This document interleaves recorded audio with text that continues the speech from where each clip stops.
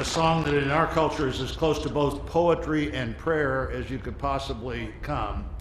And we're going to finish with those two things. Let me introduce Amanda Gorman, our nation's first ever National Poet Laureate.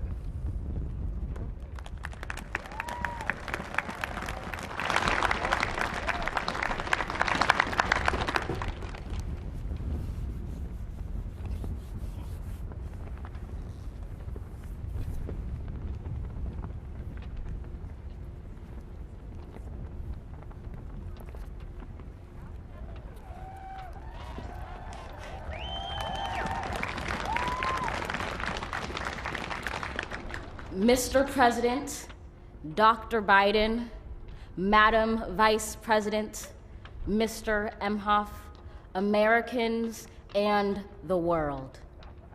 When day comes, we ask ourselves, where can we find light in this never-ending shade?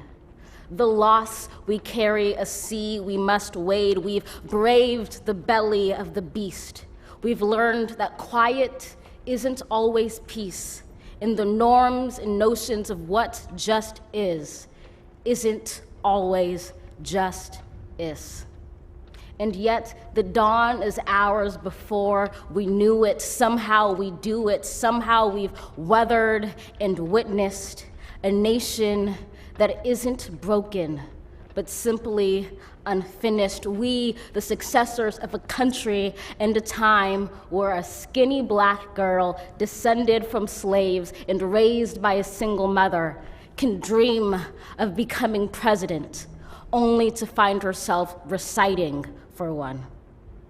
And yes, we are far from polished, far from pristine, but that doesn't mean we are striving to form a union that is perfect. We are striving to forge our union with purpose, to compose a country committed to all cultures, colors, characters, and conditions of man. And so we lift our gazes not to what stands between us, but what stands before us. We close the divide because we know to put our future first, we must first put our differences aside. We lay down our arms so we can reach out our arms to one another. We seek harm to none and harmony for all. Let the globe, if nothing else, say this is true. That even as we grieved, we grew, that even as we hurt, we hoped, that even as we tired, we tried, that we'll forever be tied together, victorious, not because we will never again know defeat, but because we will never again sow division. Scripture tells us to envision that everyone shall sit under their own vine and fig tree, and no one shall make them afraid. If we're to live up to our own time, then victory won't lie in the blade, but in all the bridges we've made. That is the promised glade, the hill we climb, if only we dare it, because being American is more than a pride we inherit. It's the past we step into and how we repair it. We've seen a force that would shatter our nation rather than share it, would destroy our country if it meant delaying democracy. And this effort very nearly succeeded. But while democracy can be periodically delayed, it can never be permanently defeated. In this truth, in this faith we trust, for while we have our eyes on the future, history has its eyes on us. This is the era of just redemption. We feared it at its inception. We did not feel prepared to be the heirs of such a terrifying hour, but within it we found the power to author a new chapter, to offer hope and laughter to ourselves. So, while once we asked, how could we possibly prevail over catastrophe? Now we assert, how could catastrophe possibly prevail over us?